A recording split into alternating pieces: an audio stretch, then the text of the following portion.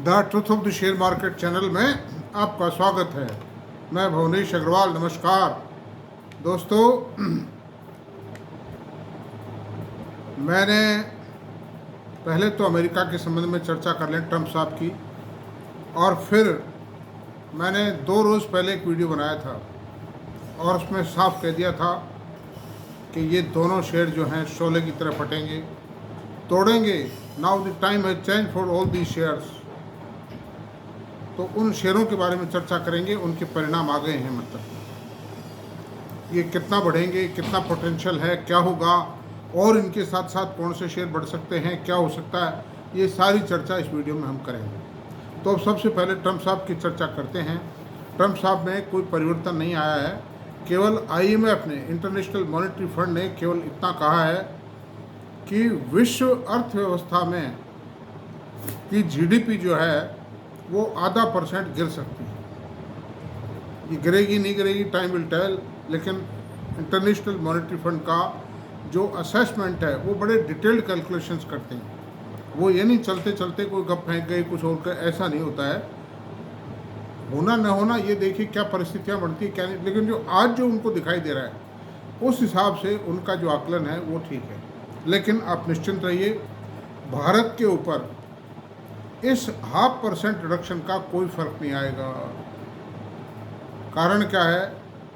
Pharmaceutical और textile, IT पे तो कोई प्रभाव है ही नहीं, कोई ड्यूटी व्यूटी ना तो लगी है, ना कोई विचाराधीन है, कुछ नहीं। IT पर तो केवल मात्र है कि वहाँ अनिश्चित वातावरण पैदा हो गया, मंदी की संभावनाएं क्रिएट हो गई हैं, इसलिए ये थोड़ा डाउनफॉल है।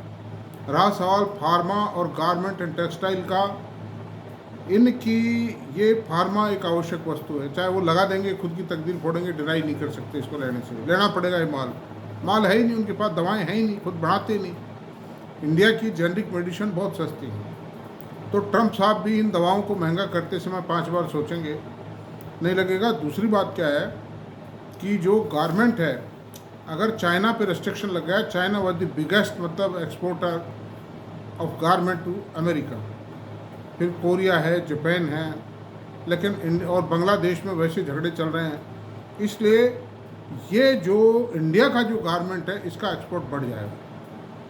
और इवन नॉट ओनली एक्सपोर्ट बढ़ेगा, कस्टम, ये जो टैरिफ लगी है, टैरिफ के बावजूद भी इंडियन कंपनीज का जो रियलाइजेशन है, पर पीस रियलाइजेशन भी बढ़ सकता है, because there will be a shortage of supply in the international market. और अगर ये टैरिफ हटा देते हैं तो वेल एंड गुड है ही, कोई दिक्कत ही नहीं। तो अमेरिका के बढ़ते हुए पहिए को ट्रंप साहब ने रोक दिया है, इसका परिणाम तो उनको खुद को भुगतना पड़ेगा, उनके देश को भुगतना पड़ेगा। अमेरिका जो रिचेस्ट कंट्री था, दुनिया के कमज़ोर देशों में शामिल हो सकता है। समय लगेगा थोड़ा, अगर यही नीतियाँ चालू रही तो America will become weaker, leadership, America will loss the leadership. ये मैं नहीं कह रहा हूँ, दुनिया की बड़ी से बड़ी जो एक से एक दिग्गज एक्सपर्ट हैं वो कह रहे हैं। उनकी कंट्री के मॉर्गन स्टैनली, गोल्डमैन सच्चा जैसी कंपनियां भी यही कह रही हैं। तो खैर, ये तो बात ये रही, जो भी होगा देखा जाएगा। लेकिन भारत की इकोनॉमी बूस्ट कर रही है, बूस्ट करेगी। सेफ्टी मेजर्स, सावधानी हमेशा आवश्यक है, उसके बिना कुछ भी नहीं हो सकता। हाँ, घाटे होने के पूरे चांस है शेयर बाजार में, अगर आप लापरवाही करेंगे, सट्टाबाजी खेलेंगे, ट्रेडिंग खेलेंगे, हर 2-5 मिनट में कोई सौदा कर डालेंगे, अपने आप को ये समझेंगे कि मैं तो बहुत बड़ा आदमी हो गया हूँ, शेयर बाज़ार में काम कर रहा हूँ, देखो ट्रेडिंग कर रहा हूँ, तो वो सब थोड़े दिन चलेगा, सब खत्म हो जाएगा।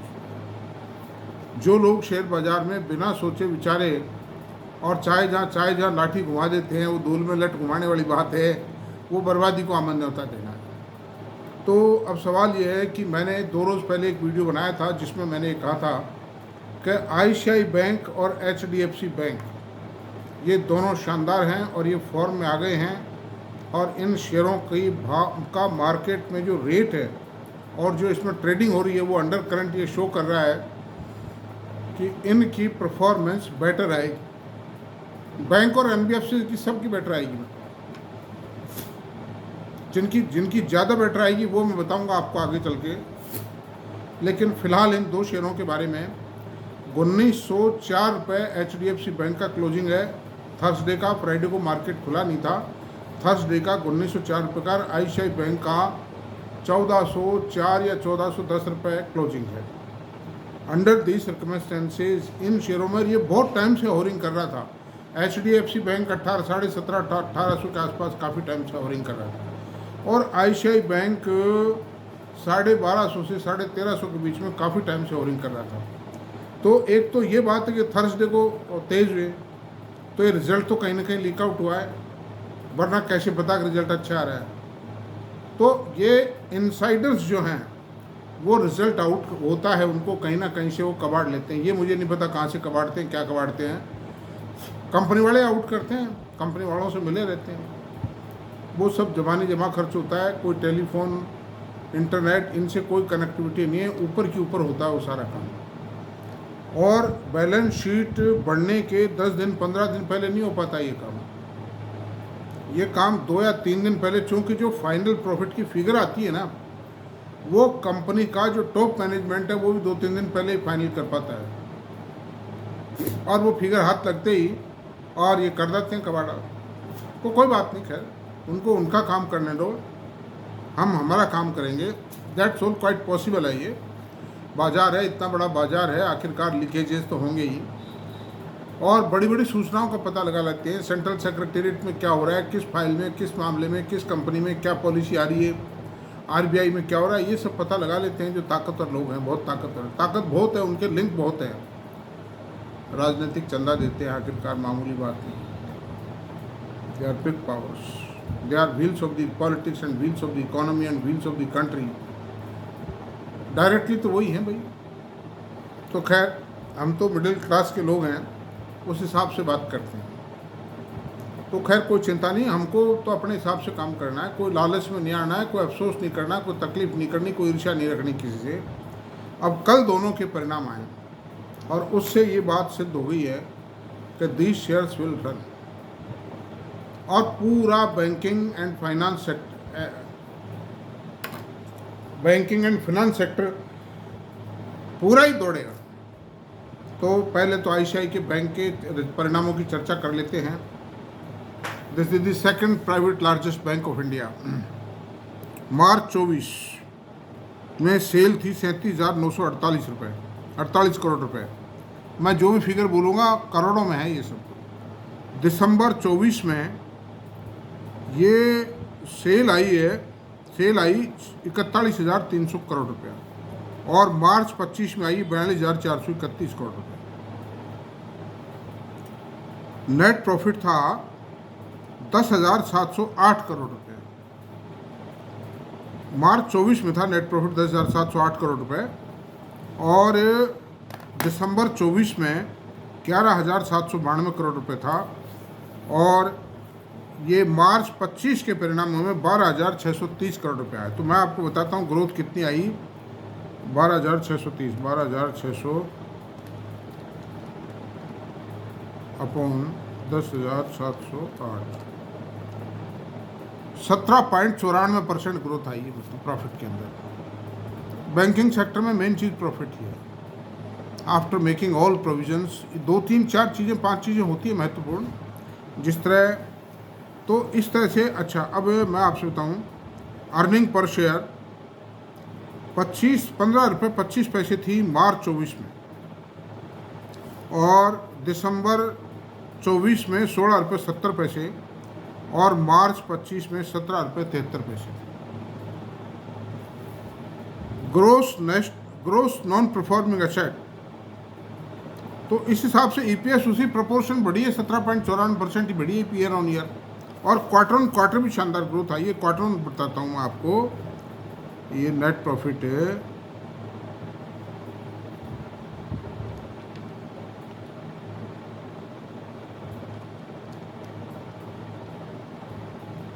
7.10% क्वार्टर ऑन क्वार्टर भी ग्रोथ आ गई है इसमें। तो क्वार्टर ऑन क्वार्टर 7% आना इतने बड़े बेस पे, ये बहुत बड़ी बात है। अच्छा, अब ग्रोस नॉन परफॉर्मिंग एसेट मार्च 24 में 2.16 था, दिसंबर 24 में 1.96 हुआ, और मार्च 25 में 1.67 हुआ। तो आप देखिए ग्रोस नॉन परफॉर्मिंग एसेट्स में भी ज़बरदस्त सुधार आया है। 33 और 16 49.49 से घट गई, ये मतलब non gross non performing asset. Net performing asset में नेट परफॉर्मिंग एसेट 0.42, 0.42% और 0.39% है। अभी भी ये ग्रोस नॉन पर एनपीए भी नेट परफॉर्मिंग एसेट भी घटी है, परसेंटेज घट गया, 0.39% ही रहेगा ये मतलब। अच्छा, अब year wise year on year देखते हैं। 3 ईयर्स में नहीं, ये तो वो है। अच्छा, अब इसकी इक्विटी की बात करते हैं। तो आप देखिए, अगर एनुअलाइज बेसिस पे अगर ईपीएस को कैलकुलेट करते हैं विदाउट एनी ग्रोथ भी, 17.73 इंटू 4, 71 रुपये की ईपीएस आती है एज इट इज़। लेकिन इस पर भी तो ग्रोथ आएगी ना। तो एसबीआई की, ये आईसीआई बैंक की 71 इंटू 115, 82 रुपये की ईपीएस आती है। अगर अगले साल का जो चल रहा है साल, इसमें 15% ग्रोथ भी मानते हैं, जो तो बहुत मोस्ट एनुअल है। और 20.5 का इसका पी रेशियो अभी। तो इस पी रेशियो में this is the lowest P ratio nowadays at this earning. Share spurt करने को बाउंड है। मैं ये नहीं कहता क्या होगा, ना मेरी कोई रिकमेंडेशन है, ना मैं कोई सजेशन है, मैं खाली एनालिसिस कर रहा हूँ कि इतनी ग्रोथ है, the ever lowest P ratio है, सेकंड लार्जेस्ट बैंक है। और इस बैंक की 14 इस बैंक का जो डिपॉजिट बेस है 14.12 लाख करोड़ रुपए है। रिजर्व 2.88 लाख करोड़ रुपए है। ये बहुत साउंड पोजीशंस बता रहा हूँ आपको। और लैंडिंग 16 लाख करोड़ रुपए की है और इन्वेस्टमेंट 5 लाख करोड़ रुपए का है। अंडर दिस और ज़्यादा को जाने, देखो बैंक में 4-5 बातें होती है देखने की। खास बात, एनपीए कितना है, वो बहुत अच्छा है। डिपॉजिट बेस में बढ़त आ रही है, लगातार आ रही है बढ़त मतलब। और कंपनी की नेट प्रॉफिट की ग्रोथ क्या है, नेट इंटरेस्ट मार्जिन क्या है, all they are in a better shape, they are going forward, they are looking forward. तो ऐसी सूरत में मैं नहीं समझता कि आईसीआई बैंक कोई पीछे रहेगा। बैंक में सेफ इन्वेस्टमेंट है बिल्कुल। और अभी आज की तारीख में अगर हम दोनों बैंकों को कंपेयर करते हैं, एचडीएफसी बैंक की भी चर्चा करेंगे, हम अभी डिटेल चर्चा करेंगे। एचडीएफसी बैंक से भी इसकी परफॉर्मेंस तो बेटर है। एचडीएफसी बैंक के अपने और दूसरे प्लस पॉइंट हैं जो उसको सुपरसीड करते हैं। आईसीआई बैंक की इक्विटी 1400 करोड़ रुपए की है। ये ईपीएस 2 पेड अप शेयर पर है, टू फेस वैल्यू शेयर पर है नहीं। एचडीएफसी बैंक की 92 रुपीज ईपीएस आ चुकी है। 88 बता रखे लेकिन वो 92 है actually. Under these circumstances I tell you one thing, both these banks are the safest investment. तो बस चलते हैं फिर एचडीएफसी बैंक की बात करते हैं। पी रेशियो 20.6 है एचडीएफसी बैंक का। अच्छा, अब क्वार्टर रिजल्ट्स की बात करते हैं। इनकी सेल को छोड़ दो, नेट प्रॉफिट की बात कर लेते हैं। 18,013 करोड़ रुपए का प्रॉफिट था मार्च 24 में। ये कंसोलिडेट बोल रहा हूँ मैं। दिसंबर 24 में 18,340 करोड़ का प्रॉफिट है और मार्च 25 में 19,285 करोड़ का प्रॉफिट है। There is a 7% growth year on year. और क्वार्टर ऑन क्वार्टर भी ग्रोथ आई है। क्वार्टर ऑन क्वार्टर बताता हूँ मैं आपको, 19,285 बटा 18,340, 5.15% ग्रोथ क्वार्टर ऑन क्वार्टर भी आई। तो यही ग्रोथ मानिए आप, बस ग्रोथ मोमेंटम इसमें शुरू हो गया। मर्जर के जो इफेक्ट थे, पोस्ट मर्जर जो नेगेटिव इफेक्ट थे, all they have been eliminated. ये कहलाता है स्ट्रॉन्ग मैनेजमेंट। हालांकि 36,000 करोड़ रुपए की एनपीए, लेकिन परसेंटेज वाइज बहुत कम है भाई, 0.43 है वो तो। और इसको कोई ताजुब नहीं घटा करके 25.25 पे ले आना। Very capable management, very strict management है, कहीं कोई कंप्रोमाइज़ नहीं है। 765 करोड़ की इक्विटी है। कितने प्रॉफिट पर? 78,000 करोड़ का प्रॉफिट है। और इस साल कितना आएगा? एचडीएफसी बैंक की मैं ग्रोथ मान लेता हूँ 10% आई, एवरेज ग्रोथ। हो सकता है थर्ड फोर्थ क्वार्टर में 12-14%, 15% ग्रोथ आ जाए। फर्स्ट सेकंड क्वार्टर में हो सकता है 9-10%, 11% आए। तो एवरेज ग्रोथ 12% मान लेते हैं। 12% का मतलब 19 चौक 76।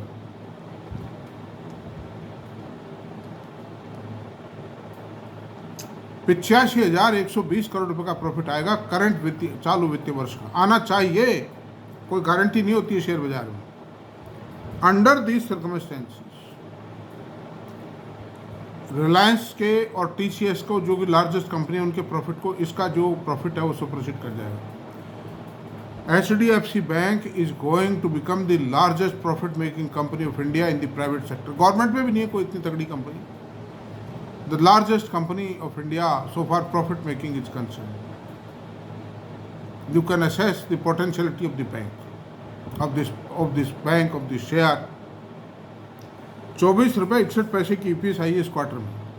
अगले साल ये EPS करीब मतलब समझ लीजिए 105 रुपये आएगी। 24 चौका 96, 24.61 इंटू 4 इंटू 112, 12% की अगर हम ग्रोथ लगाते हैं तो 110 रुपये की EPS आती है। और ये P रेशो बढ़ेगा। जब कंपनी ग्रोथ पाथ पे आती है तो P रेशो बढ़ेगा। जो 20.5 का 20.6 का P रेशो है, this P ratio will cross at least 25। तो 110 को 25 से मल्टीप्लाई कर दीजिए, 2750 रुपये शेयर का कम से कम रेट बनता है, मरे से मरा। और उसके बाद भी चलेगा। ये मत मानिए मैं को रिकमेंड कर रहा हूँ या कोई टारगेट दे रहा हूँ। एनालिसिस कर रहा हूँ, डिटेल्ड एनालिसिस कर रहा हूँ मैं आपको। NPA कम हुआ है, 0.46 था पिछले क्वार्टर में, इस क्वार्टर में 0.43 आया है। वही बात है, जो HDFC के मर्जर इफेक्ट थे, लिमिटेड के जो मर्जर इफेक्ट थे, पोस्ट मर्जर एडवर्स इफेक्ट थे, वो सब दूर हो रहे हैं। ग्रोस NPA 1.42% है, 1.33% आया है। और इसके मैं बताता हूँ, डिपॉजिट इक्विटी 765 करोड़ है, डिपॉजिट 23.80 लाख करोड़ रुपए है। SBI के बाद सेकंड लार्जेस्ट बैंक है। बैंकिंग एज ए होल में सेकंड पोजीशन है इसकी, और प्राइवेट सेक्टर बैंकिंग में फर्स्ट पोजीशन है। Reserve 4.96 lakh crore, reserve 5 lakh crore. रिलायंस का 8 लाख करोड़ है, नेक्स्ट इसी का है। TCS में भी हो सकता था, लेकिन TCS क्या डिस्ट्रीब्यूट कर देती है in the form of dividend, because they need not any capital. उनको पूंजी की आवश्यकता नहीं, that is only service class company. Borrowing 6.62 lakh रुपए की है, रिजर्व 5.47 लाख करोड़ रुपए का है, और लैंडिंग 30.60 लाख करोड़ की है। सारा पैसा दे रखा है, और इन्वेस्टमेंट 8.36 लाख करोड़ रुपए की। अंडर दीज सर्कमस्टेंसेज दोस्तों, ये बिल्कुल सल्ले के माफिक शेयर है, एकदम से मजबूत। मतलब लोग कहते हैं शेयर बाजार में बर्बादी हो जाती है। बर्बादी इसलिए होती है कि बर्बादी के काम करते हो, अदरवाइज कोई आदमी बर्बाद नहीं होता। पढ़ लिख के, समझ के, या समझदार लोगों की, अनुभवी लोगों की बात को मान करके। I surprise to know. अच्छा, अब दूसरी बात बताता हूँ। पूरा NBFC सेक्टर चलेगा, पूरा बैंकिंग सेक्टर चलेगा, लेकिन सरकारी बैंक के बारे में मैं कोई बात नहीं करता, because I have no attachment with government bank. एक आदमी मुझे सुबह पार्क पर मिले, मॉर्निंग वॉक पर, साहब मैं SBI इकट्ठे कर रहा हूँ चूँकि मोदी जी का सबसे प्रिय बैंक में। बहुत अच्छी बात है, मुबारक हो आपको, और अच्छा है भी। लेकिन इन बैंकों में जितनी एफिशिएंसी है, जितनी प्योरिटी है, जितनी स्ट्रिक्टनेस है बैलेंस शीट के मामले में, उतनी कहीं नहीं। अब आप देखिए कि बजाज फाइनेंस चलेगा, चोलामंडलम चलेगा, सुंदरम चलेगा, श्रीराम फाइनेंस चलेगा, पूना वाला फिनकॉर्प चलेगा। ये जो लीडिंग फाइनेंस कंपनीज हैं NBFC ने, ये चलेगा। एक्सिस बैंक भी चलेगा।